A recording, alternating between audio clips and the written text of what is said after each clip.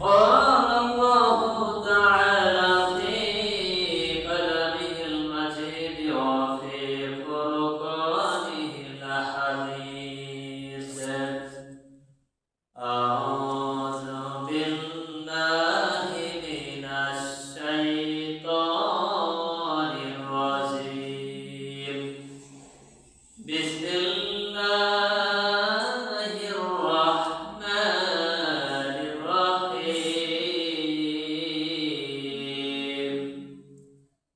إن الله وملائكته يصلون على النبي يا أيها الذين آمنوا صلوا عليه وسلموا تسليما. اللهم صل على سيدنا مولانا محمد.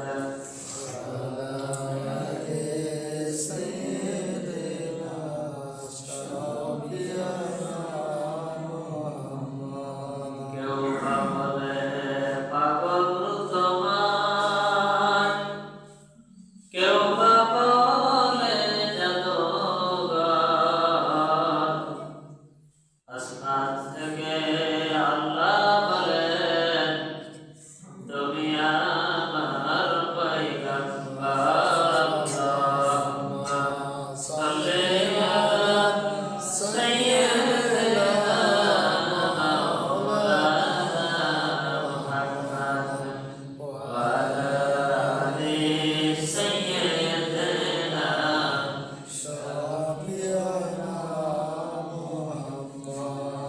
আলহামদুলিল্লাহ, সমস্ত প্রশংসা আল্লাহ রাব্বুল আলামিনের দরবারে, যে আল্লাহ রাব্বুল আলামিন অত্যন্ত মায়া করে, দয়া করে আপনাকে আমাকে সৃষ্টির সেরা জীব, আশরাফুল মাখলুকাত হিসাবে বিবেচিত করেছেন, চিহ্নিত করেছেন এবং শেষ মুহূর্তে আখেরি জামানা, আখেরি নবীর আখেরি উম্মত হিসাবে কবুল করেছেন। এই জন্য প্রাণ করে আল্লাহ পাকের দরবারে শুকরিয়া সকলে করি আলহামদুলিল্লাহ।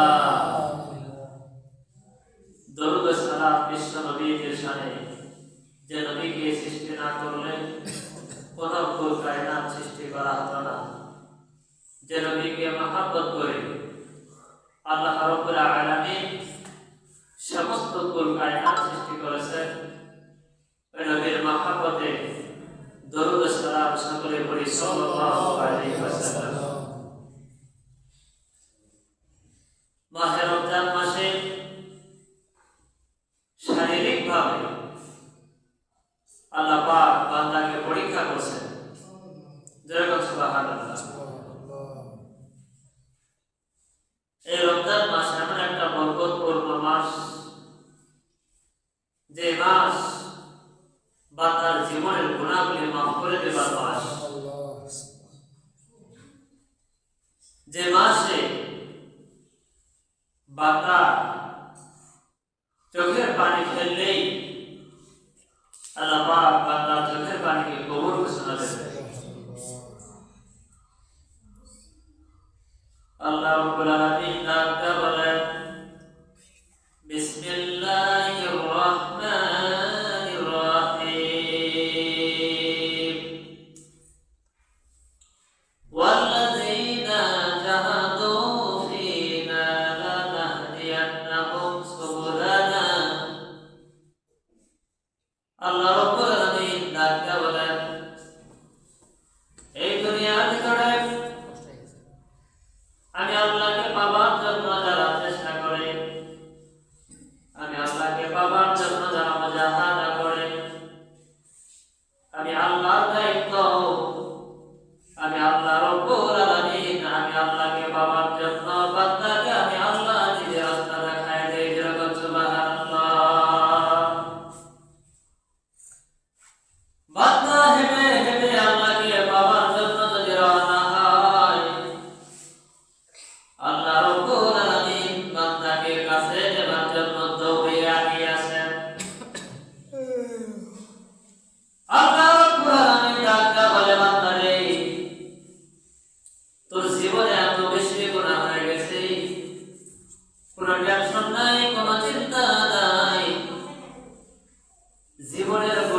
তুই যদি বুঝতে পারিস, ফিরে আয় আল্লাহর দরবারে তওবা কর, চোখের পানি ছেড়ে দে।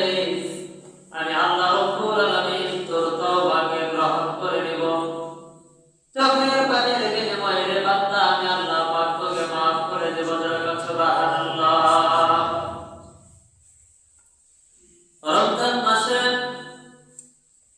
সবে সাদিক থেকে শুরু করে নিয়ে পশ্চিম আকাশে সূর্য যখন ডুবো ডুবো ভাব হয়ে যায়, বিভিন্ন মসজিদে মুয়াজ্জিন সাহেবেরা ঘোষণা করেন আর মাত্র 10 মিনিট পরে মাগরিবের আযান দেওয়া হবে। আপনারা যার যার মতো ইফতার নিয়ে প্রস্তুত গ্রহণ করুন। আল্লাহর গোলামেরা সারাদিন রোজা রাখার পরে ইফতারের 10 মিনিট আগে যখন ইফতারকে সামনে রেখে নিজের দোকানে হাত মোবারক দিয়ে যখন আল্লাহর দরবারে দরখাস্ত দেয়, দোয়া করে, আল্লাহ রাব্বুল আলামিন তাকে বলে, ফেরেশতারা তোমরা সাক্ষী থাকো, দেখো তো আমার বান্দা কি আমি আল্লাহকে দেখেছে? বলে না, আল্লাহ দেখে নাই। আমার বান্দা কি আমার জাহান্নামের শাস্তি দেখেছে? বলে না, আল্লাহ দেখে নাই। আমার বান্দা কি জান্নাতের সুখ শান্তি দেখেছে? বলে আল্লাহ এটাও দেখে নাই। তাইলে ফেরেশতারা দেখো তো আমার বান্দার সামনে খাবার হাত দিয়া নাড়াচাড়া করে, তারপরও খায় না কেন? ফেরেশতারা ডাকতে বলে, আল্লাহ তোমার গোলামেরা একমাত্র তোমাকে ভয় করেছে, তোমার উপরে পুরাপুরি ঈমান এনেছে। রব্বুল আলামিন জাহান্নামকে ভয় করেছে আর জান্নাতকে কাছে নেবার জন্য তারা এতটুকুন সামনে এগিয়েছে। আল্লাহ ডাকদা বলে, ফেরেশতারা তোমরা সাক্ষী থাকো, যে বান্দা কখনো জান্নাত দেখলো না, জাহান্নাম দেখলো না, ইফতার গুলো সামনে আছে, এরপর আমার ভয়ে খায় না, আমি আল্লাহ রব্বুল আলামিন তোমাদেরকে সাক্ষী রেখে ঘোষণা করলাম, আমার ভয় যাদের অন্তরে, আমি আল্লাহ রব্বুল আলামিন তাদেরকে ক্ষমা করে দিয়া দিলাম। আল্লাহ যদি বান্দাকে ক্ষমা করে দেয়, আল্লাহ যদি বান্দাকে মাফ করে দেয়, কশ্চিন কালেও বান্দার দুনিয়াতে কোনো ভয় থাকবে না, কশ্চিন কালে কোনো বান্দার আখিরাতেও ভয় থাকবে না।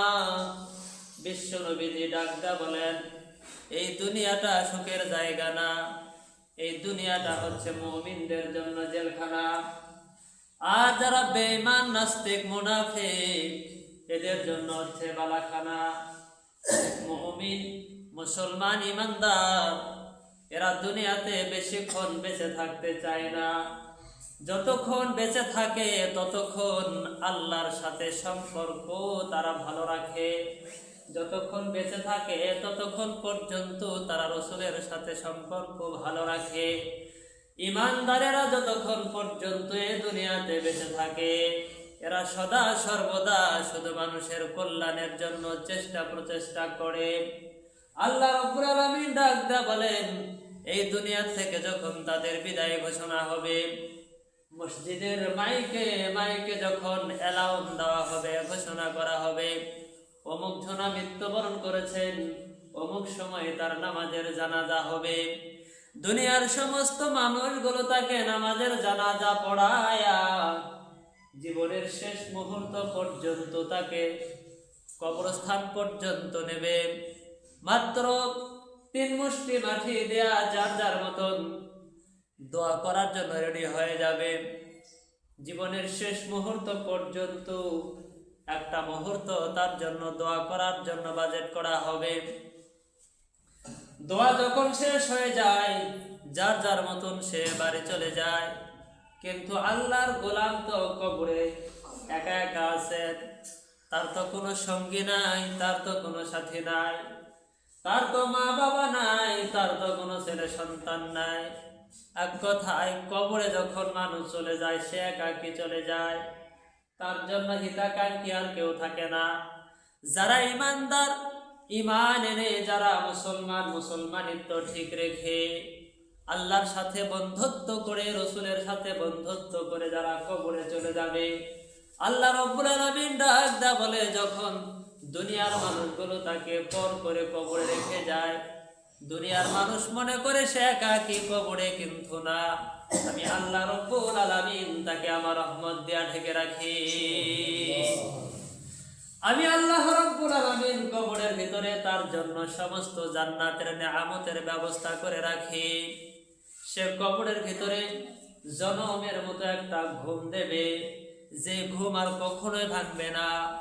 ইসরাফিল আলাইহিস সালাতু ওয়াস সালাম যখন সিংহায় ফুৎকার দেবে গো, সিংহায় ফুৎকার দেবার সময় আল্লাহর ইমানদার গোলাম তখন ডানে তাকাবে, বামে তাকাবে, তার মনে হয় এখন নামাজে রক্ত হয়ে গেছে, তিনি নামাজ পড়ার জন্য ওযুর পানি খুঁজবেন, কিন্তু কোথায় ওযুর পানি পাবেন, কোথায় কি পাবেন? এইবার তাকে আর কোনো ওযুর পানির ব্যবস্থা করা হবে না, তাকে আর ওযুর জন্য কোনো ব্যবস্থা গ্রহণ করা হবে না। আল্লাহর ফেরেশতারা ডাক দেয়া বলবে, আল্লাহর গোলাম তুমি কি চাও? আল্লাহর ইমানদার গোলাম ডাক দেয়া বলবে, তোমরা কে? আল্লাহর ফেরেশতা ডাক দেয়া বলবে, আমরা হচ্ছে আল্লাহর ফেরেশতা।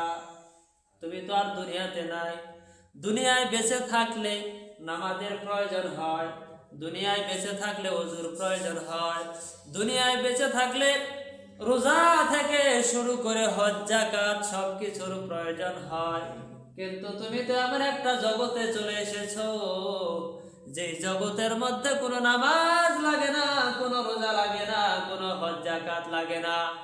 দুনিয়ায় বেঁচে থাকা অবস্থায় যদি সব ঠিক রেখে কবরে চলে আসো, আল্লাহ রাব্বুল আলামিন তোমার জন্য কবরটাই জান্নাত বানায়া দিবে। হে আল্লাহর গোলাম, চিন্তা করো না, টেনশন করো না, এই মুহূর্তে ওযুর কোনো পানির ব্যবস্থার দরকার নাই। তুমি সামনের দিকে তাকায় দেখো, আমার আল্লাহ রাব্বুল আলামিন তোমাকে ডাক দিয়েছেন। এখানে তুমি যতটা সুখে ছিলে, যতটা শান্তিতে ছিলে, আমার আল্লাহ রাব্বুল আলামিন এর পরের চাইতে অনেক ভালো সুখের ব্যবস্থা করে রেখেছেন। এই সুখের ব্যবস্থার নাম হচ্ছে আল্লাহ নিয়ামতপূর্ণ ভরা সৃষ্টি জান্নাত। যেরকম সুবহানাল্লাহ, যে জান্নাতের গল্প মাত্র দুনিয়াতে শুনেছি, কিন্তু এটা চোখে দেখবো তখনই যখন ইমানদার হতে পারবো। যেরকম সুবহানাল্লাহ।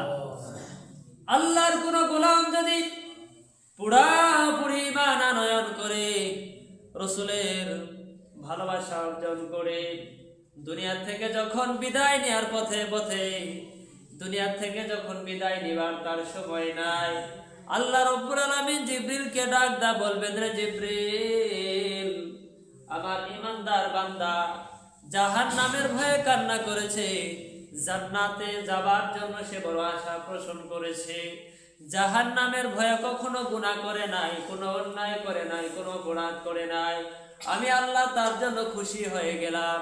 এ জিবরিল, মরণের পর আমি আল্লাহ রাব্বুল আলামিন আমার ইমানদার বান্দার জন্য যে জান্নাতটা বাজেট করে রেখেছি, এ জিবরিল যা দেরি করিও না, ওই জান্নাতের ছবিটা আমার বান্দার চোখের মধ্যে ভাসায়া ধরো।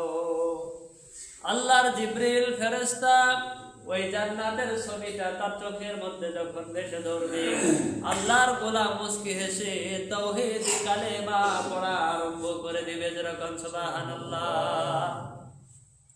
যার মৃত্যুটা তাওহীদি কালেমার সাথে হবে, মদিনাওয়ালা ঘোষণা করেছেন, আমার আল্লাহ রাব্বুল আলামিন নবীদের সাথে জান্নাতে যাওয়ার পারমিশন দেবে। যেরকম সুবহানাল্লাহ। আজকে আমরা অনাহারে দিন কাটাচ্ছি, এর নাম হচ্ছে রোজা, যাকে আরবিতে বলা হয় সিয়াম, সাধনা করা। আমরা শুধুমাত্র রোজা সাধনা করতেছি একমাত্র আল্লাহর ভয়ে। কথা বলেন ঠিক কিনা? দুনিয়ার কাউকে পরোয়া করি না, আমরা দুনিয়ার কাউকে ভয় করি না, একমাত্র যার ভয়ে রোজা রয়েছে তিনি হচ্ছেন আমার আল্লাহ। আল্লাহ যখন দেখবে বান্দার অন্তরের নিয়ত ঠিক আছে, তার দিনের রোজা সাধনাও ঠিক আছে, আমি আল্লাহ রাব্বুল আলামিন রোজার বরকতে বান্দাকে জান্নাতের সিট নাম্বার বরাদ্দ দিলাম। যেরকম সুবহানাল্লাহ। কঠিন মুসিবতের দিন আল্লাহ রাব্বুল আলামিন রোজাদার ব্যক্তিদেরকে একটা পর্দার ভিতরে ডাকবেন। যেরকম সুবহানাল্লাহ। ডাক দেয়া বলবেন, ওহে আমার রোজাদার বান্দারা, আজকে আমি আল্লাহ রাব্বুল আলামিন তোমাদেরকে একটা আদেশ দিচ্ছি। সে আদেশটা হচ্ছে, আমি আল্লাহ পাক তোমাদের কোনো বিচার করব না, তোমাদের কোনো হিসাব নেব না।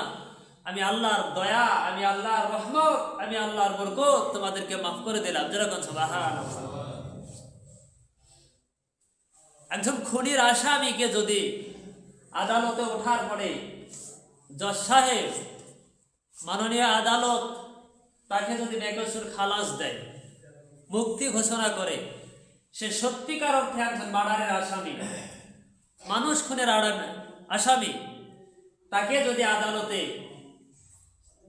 নিরপরাধ হিসাবে চিহ্নিত করে সেখান থেকে তাকে বিদায় দেয়, বলেন তো সে খুশি না বেজার? খুশি না বেজার? সে মনে মনে ভাববে, হায় রে, আমার এই সময় ফাঁসি হওয়ার কথা ছিল, আমি একজন জ্বলন্ত ফাঁসির আসামি, কিন্তু জানি না কেন আদালত আমাকে মাফ করে দিল। যে আদালতে দুনিয়ায় মানুষের ভালো মন্দের বিচার হয়, এই আদালতেরও আদালত পথে তিনি কে? আল্লাহ।